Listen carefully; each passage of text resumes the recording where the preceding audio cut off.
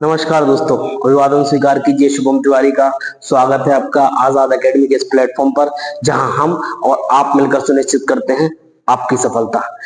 तो जैसा कि हम अपनी अभी तक की कक्षा में पढ़ चुके हैं कि हमने किस तरीके से अशोक मौर्य शुरू किया था। मौर्य एम्पायर में हम जो मौर्य की प्रारंभिक स्थिति और उसमें चंद्रगुप्त मौर्य बिंदुसार के बारे में पढ़ चुके। फिर हमने कल अशोक शुरू किया था। अशोक के बारे में हम उसका प्रारंभिक जीवन, उसके जो राज्यारोहण या उसका उत्तराधिकारी संघर्ष पढ़ चुके हैं, और उसके साथ ही हम कलिंग के युद्ध के बारे में पढ़ चुके हैं। अब हम आगे बढ़ाते हैं कारवां। तो आगे बढ़ाते बढ़ाते अब हम पढ़ेंगे क्या, अशोक का जो धम्म था उसके बारे में। जो हमने एक भूमिका बनाई थी उस हिसाब से हम आगे अशोक के धम्म के बारे में पढ़ेंगे।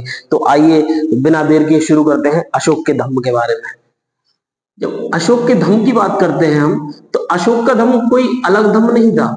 यह बेसिकली नैतिकता पर आधारित था। कुछ लोग कहते हैं अशोक का धम्म बौद्ध धर्म के जैसा था, लेकिन बौद्ध धर्म का प्रभाव था, लेकिन एग्जैक्ट बौद्ध धर्म जैसा कह पाना मुश्किल होता है, क्योंकि अशोक का धर्म मूल रूप से नैतिकता पर आधारित था। यह लोगों के लिए एक प्रकार की आचार संहिता थी, जिसके ऊपर अशोक का धर्म आधारित था। तो आइए शुरू करते हैं हम। सबसे पहले हम इसमें लिखते हैं कि यह एक आचार संहिता थी। आचार संहिता, इसका आधार नैतिकता का आधार था, नैतिकता के आधार पर। ठीक है, ये अशोक के धर्म की फाउंडेशन थी। इसमें बताते हैं कि नैतिकता में आपको समाज में कैसा व्यवहार करना है, आपको अपने बड़े बुजुर्ग या पशु पक्षियों के प्रति क्या व्यवहार रखना है, दया की भावना किस तरीके से रखनी है, ये सारी चीजें अशोक के धम्म से मिलती हैं। और साथ ही हम देखें कि सामाजिक सद्भाव और नैतिकता, सामाजिक सद्भाव और नैतिकता, यही इसका मूल स्वभाव था। ठीक है, अशोक के धम्म का सामाजिक सद्भाव बना रहे और मनुष्यों के बीच में नैतिकता बनी रहे, यही अशोक का मूल धम्म था। अशोक अपने अभिलेख में, दूसरे अभिलेख में कहता है, सेकंड अभिलेख में क्या कहता है अशोक, किम चुम धम्मे, पाली भाषा में कहता है किम चुम धम्मे। इसका अर्थ है धम्म क्या है। ठीक है, जिसका जवाब वह चौथे और पांचवें अभिलेख में देता है, फोर्थ और फिफ्थ में देता है आंसर इसका, कि अप आसीनबे बहुकयाने दयादाने सच्चे साचे माधवे साधवे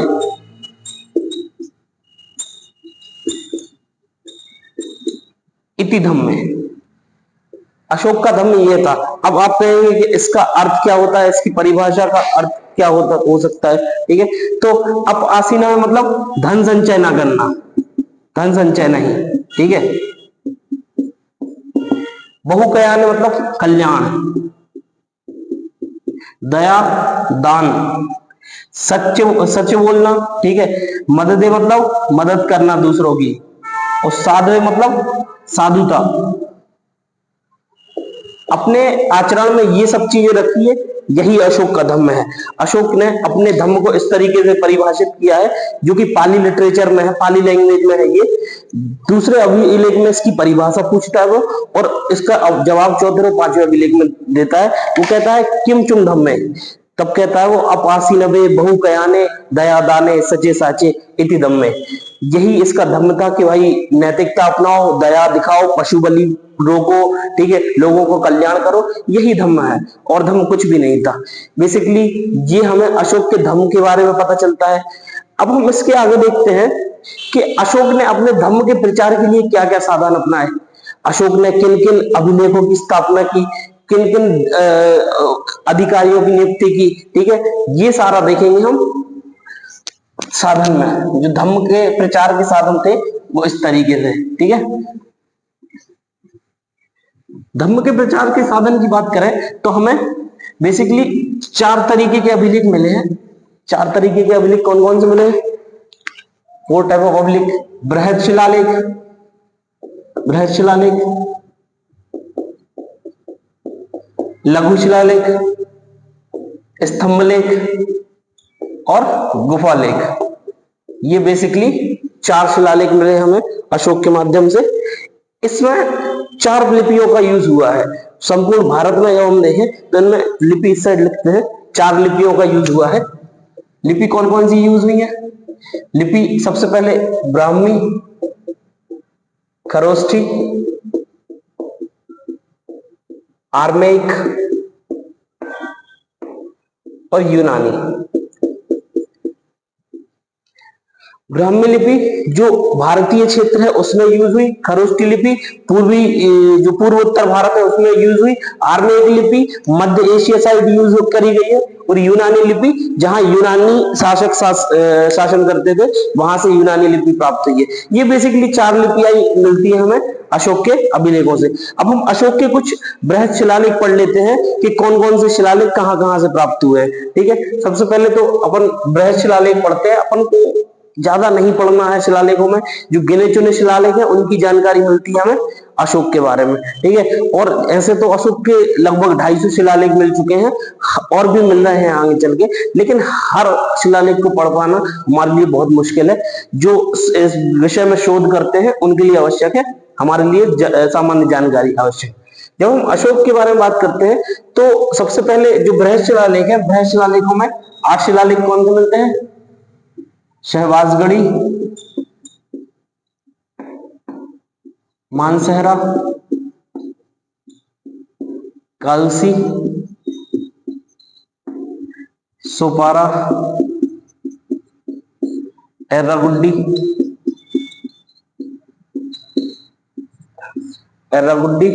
और एक गुजरात से मिलता है। गुजरात से कौन सा मिलता है? गिरनार।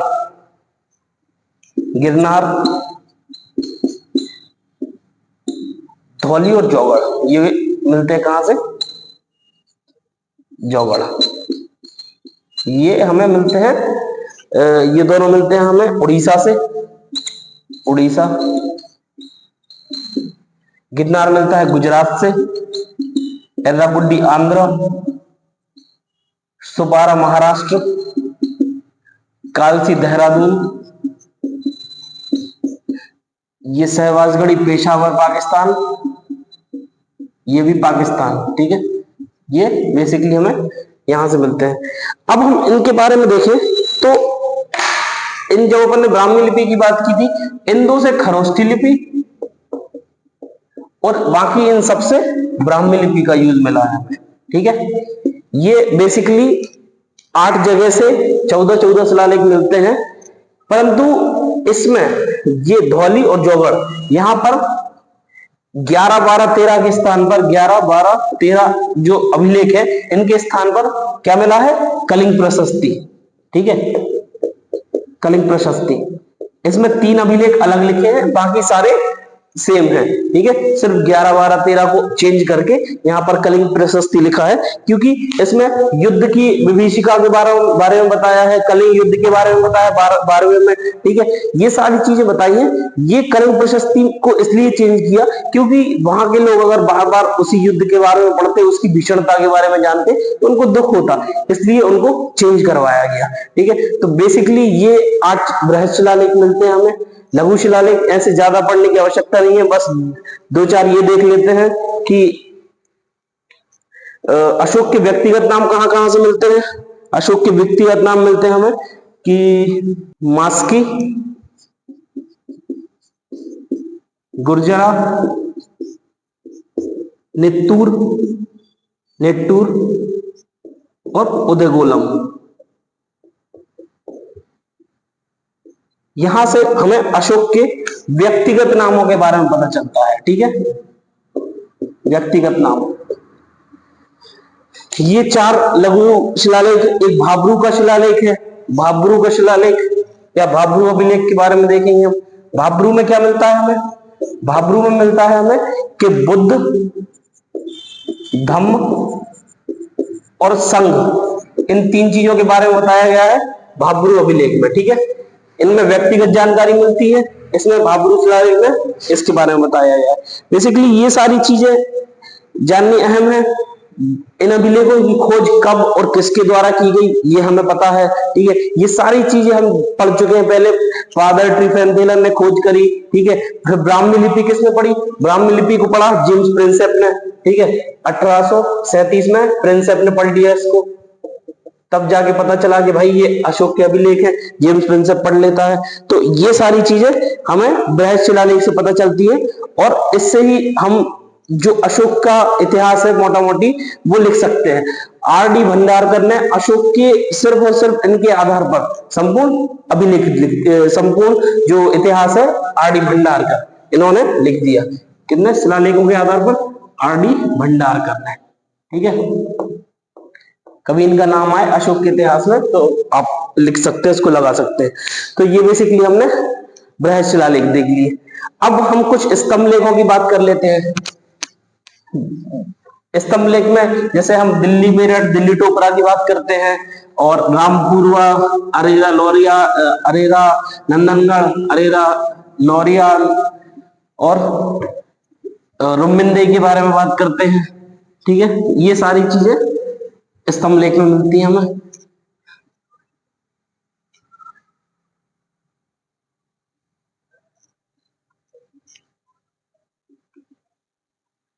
स्तंभ लेख की बात करें हम तो स्तंभ लेख में सबसे पहले तो हमें दिल्ली मेरठ और दिल्ली टोपरा मिलते हैं।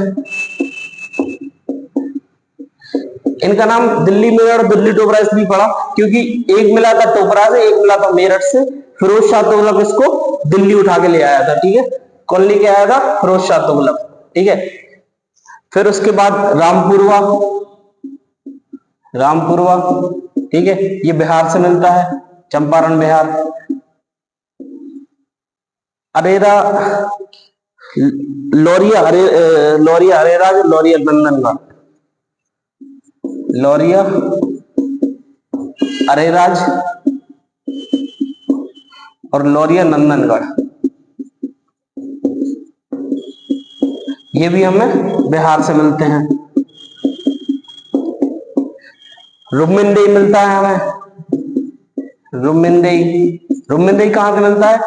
रुमिंदेई बेसिकली सबसे छोटा, ये बहुत इंपॉर्टेंट है, सबसे छोटा नेपाल से मिलता है। ये हमें कहां से? कपिलवस्तु जब उसने लुम्बिनी की यात्रा की थी, इधर लुम्बिनी, ठीक है, वहां से मिलता है। इसमें बताया गया है कि यह जो महात्मा बुद्ध थे उनकी जन्मस्थली थी, इसलिए यहाँ पर टैक्सेशन 1/6 से 1/8 कर दिया गया था। तो इसलिए इसको सबसे छोटा और आर्थिक शिलालेख भी कहते हैं, ठीक है। जब भी कभी पूछा जाए सबसे छोटा शिलालेख और आर्थिक शिलालेख कौन सा है, तो इसको कहेंगे अपन रुमिंदेई को। और क्या? लौरिया अरेराज नंदनगढ़ हो गया, दिल्ली मेरठ, दिल्ली टोपरा, और एक प्रयाग स्तंभ लेख। प्रयाग स्तंभ लेख के बारे में हम कल पढ़ चुके हैं। प्रयाग स्तंभ लेख वही लेख है जिसमें कई शासकों के नाम मिलते हैं, जिसमें सबसे पहले तो अपन देखते हैं कि अशोक का उल्लेख मिलता है, अशोक ने अपना वो छपवाया। फिर कारुवाकी का उल्लेख मिलता है, इसी को रानी का अभिलेख कहते हैं। बेसिकली एक बहुत बड़ा शिलालेख बना है, ठीक है, इसके ऊपर अशोक है। फिर कारुवाकी का उल्लेख आता है, कारुवाकी ने अपना लेख लिखवाया। उसके बाद समुद्रगुप्त का प्रयाग प्रशस्ति है, ठीक है, समुद्रगुप्त का। उसके बाद अकबर का शिलालेख लिखवाया गया बीरबल के द्वारा, और अंत में जहांगीर का शिलालेख है, ठीक है, ये लिखवाएगा प्रयाग स्तंभ लेख में। ये इसी को समुद्रगुप्त के समय प्रयाग प्रशस्ति कहा गया है, कारुवाकी के समय रानी का लेख कहा गया है, अशोक के समय इसका प्रयाग शिलालेख कहा गया है। ये बेसिकली स्तंभ लेख के बारे में पढ़ा है हमने। स्तंभ लेख की जानकारी हमें इससे प्राप्त होती है कि भाई किस किस तरीके से, किस किस हिसाब से, कहां कौन कौन से स्तंभ लेख लिखवाए, ये, ठीक है। तो ये मेजरली हमने जानकारी हासिल करी किसके बारे में? अभिलेखों के बारे में। अब जब हम देखते हैं कि अशोक ने धम्म प्रचार के लिए और क्या क्या साधन अपनाए। अशोक ने धम्म महामात्यों की नियुक्ति की। धम्म महामात्यों की नियुक्ति मतलब अशोक अपने 5वें अभिलेख में कहता है, 5वें शिलालेख में, कि भाई धम्म प्रचार के लिए जो रहेगा उनकी नियुक्ति की जाएगी धम्म महामात्रों की। ठीक है, इनको अपन पढ़ लेते हैं क्या होते हैं धम्म महामात्र। धम्म महामात्र वे अधिकारी होते थे जो अशोक और जनता के बीच में सेतु का काम करते थे। ये 5वें अभिलेख में कहता है, 5th अभिलेख में, कि धम्म महामात्रों को अशोक से मिलने की हमेशा परमिशन रहती थी, चाहे वो अपने विश्राम गृह में हो, कहीं पर भी हो। ठीक है, तो इसीलिए इतनी इंपॉर्टेंस थी धम्म महामात्रों की। ठीक है, ये बेसिकली 5th अभिलेख से मिलता है हमें, और इसकी नियुक्ति हर 5 साल में इनको दौरा करने जाना होता था विभिन्न विभिन्न क्षेत्रों में। ये धम्म महामात्र होते थे। उसने अपने पुत्र महेंद्र और पुत्री संघमित्रा को श्रीलंका भेजा गया था। ठीक है, मध्यांतक को भेजा था। ये अलग अलग धम्म महामात्रों को धम्म के प्रचार के लिए भेजा गया था। बेसिकली ये सारी चीजें हमें इससे जानकारी मिलती है। अब और धम्म के प्रचार के लिए उसने क्या क्या साधन अपनाए? अपन ने धम्म के प्रचार के लिए अभिलेख पढ़ लिए। ठीक है, अभिलेखों में बृहद शिलालेख, लघु शिलालेख, स्तंभ लेख, ये सारे पढ़ लिए। अपन ने धम्म महामात्रों की नियुक्ति देख ली, और अब धम्म यात्राएं देख लेते हैं अपन। धम्म यात्राएं की जो उसने, धम्म यात्राएं किस लिए की? बौद्ध धर्म के प्रसार के लिए। ठीक है, इसमें अपने शासन के 10वें वर्ष में कहा गया वो? लुम्बिनी गया, 10वें वर्ष में बोध गया।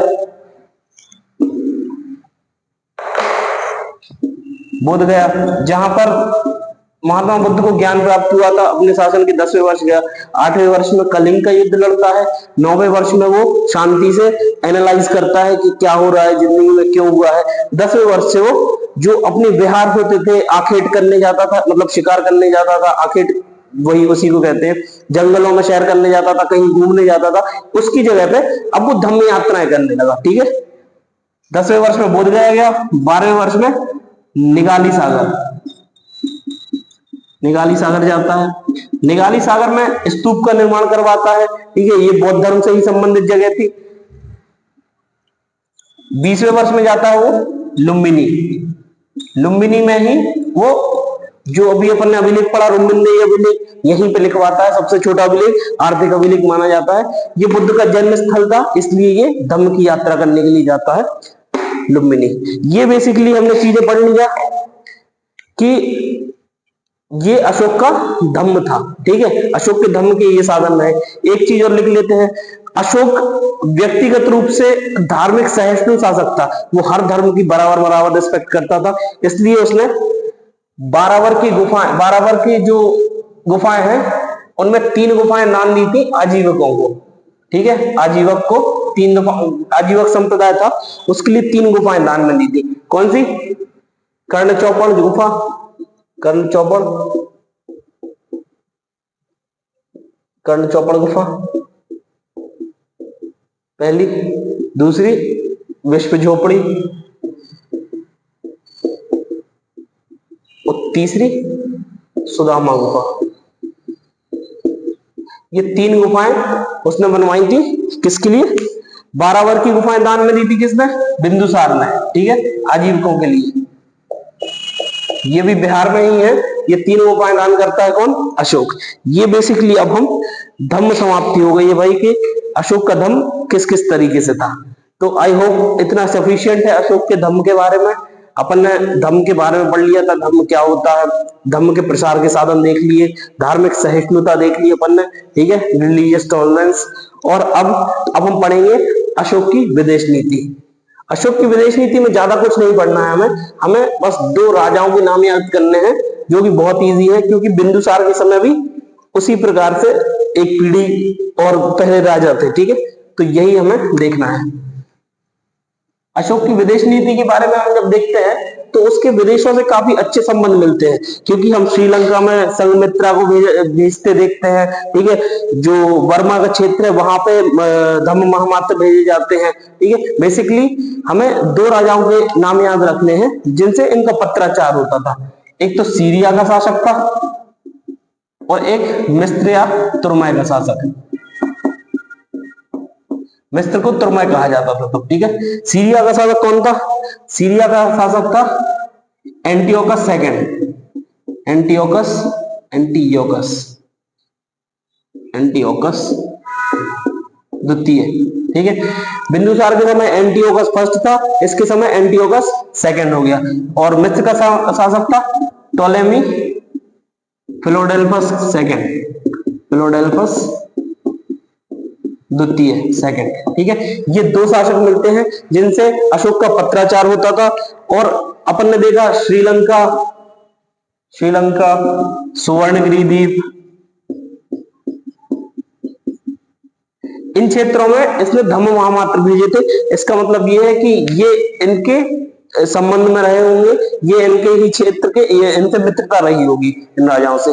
बेसिकली ये विदेश नीति थी अशोक की, ठीक है। अब अशोक की विदेश नीति के बाद अशोक का प्रशासन पढ़ना है, तो अशोक का प्रशासन मैं चाहता हूं कि मैं मौर्य प्रशासन और अशोक का प्रशासन दोनों साथ में पढ़ूं, क्योंकि वो उसी में आ जाएगा, ठीक है। अब हम अशोक का मूल्यांकन कर लेते हैं। मूल्यांकन करके हम अशोक को समाप्त करते हैं और फिर हम करेंगे मौर्य प्रशासन पे बात, ठीक है। अशोक के मूल्यांकन को देखें हम, तो अशोक मूल रूप से अपने प्रारंभिक चरण में काफी उग्र किस्म का रहा जा रहा होगा, ठीक है। बाद में कालांतर में जाके उसने धम्म को अपनाया, जिससे अहिंसक नीति, सकारात्मक और नकारात्मक, ठीक है। क्या क्या रहा, जब सकारात्मक परिप्रेक्ष्य में देखें हम, तो नैतिक राज्य का उदय होगा, नैतिक राज्य का उदय, ठीक है। राज्य के लोगों में नैतिकता आई, कल्याणकारी भावना आई, ठीक है। इसमें कल्याणकारी राज्य भी लिख लो, कल्याणकारी राज्य। और क्या रहा, नैतिक राजनीति आई, सामाजिक सद्भाव आया, सामाजिक सद्भाव की भावना आई, ठीक है। तो ये बेसिकली लोगों को नैतिक उत्थान हुआ, ये सारी चीजें हुई, प्रशासनिक काफी कार्य हुए, वो हम आगे देखेंगे। परंतु धार्मिक रूप से जब हम अशोक को देखते हैं धम्म के रूप में, तो अशोक की सकारात्मक यही उपलब्धियां होती है कि भाई नैतिकता, कल्याणकारी राज्य और सामाजिक सद्भावना की बात आने लगी, ठीक है। सोशल टॉलरेंस स्थापित होने लगा, ठीक है। अब इसमें नकारात्मकता देखते हैं हम। नकारात्मकता जब हम देखते हैं तो सबसे पहली चीज तो सैन्य शिथिलता आती है, सैन्य शिथिलता। सैन्य शिथिलता जब आती है, सेना कमजोर होने लगती है। इसका प्रभाव हमें आगे उत्तराधिकारियों पर देखने को मिलता है। तो आगे कमजोर उत्तराधिकारी, कमजोर उत्तराधिकारी ये रहे इसके कारण, ठीक है। और क्या रहा, और शासन व्यवस्था कमजोर, शासन व्यवस्था कमजोर रही, ठीक है। क्योंकि अब जो राजा है वो धम्म की ओर ज्यादा ध्यान दे रहा है, ना कि राज्य के प्रसार की ओर, ठीक है, ठीक है। दूरगामी क्षेत्र क्या हो गए, दूरगामी क्षेत्र स्वतंत्र हो गए, ठीक है।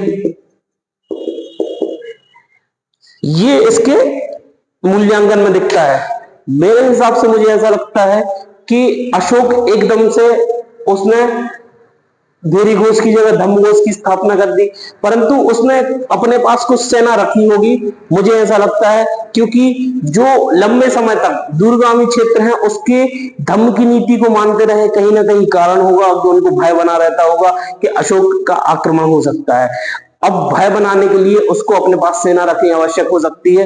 तो यही कारण है मेरे हिसाब से कि अशोक का भय बना रहा होगा। अशोक को महान शासक हम क्यों कहते हैं, ये हमने 2 दिनों में जाना कि उसने क्या क्या उपलब्धियां हासिल की, भारतीय क्षेत्र को क्या क्या दिया। उसने धम्म के माध्यम से, जितना उसने कलिंग के युद्ध के माध्यम से प्रसार नहीं किया, उतना उसने लोगों में धम्म के माध्यम से किया और इतिहास के पन्नों में अमर हो गया। व्यक्ति अपने साम्राज्य विस्तार की वजह से अमर नहीं होता है, व्यक्ति अपने कार्यों की वजह से अमर होता है कि उसने प्रशासन में क्या क्या किए, उसने प्रशासन को क्या योगदान दिया, उसने जनता को क्या योगदान दिया, उसने अपने समाज के, उसने अपने जो सामाजिक ढांचा है किस तरीके से मजबूत बनाया, या सामाजिक सौहार्द किस वजह से लाया, ठीक है। ये बेसिकली हमने पढ़ा था अशोक के बारे में। अब हम मौर्यकालीन प्रशासन के बारे में पढ़ेंगे। आज के लिए इतना काफी है, मौर्य प्रशासन के बारे में कल देखते हैं। बहुत बहुत शुक्रिया, बहुत बहुत धन्यवाद। आप लोग को वीडियो पसंद आई होगी, आशा करते हैं। शुक्रिया।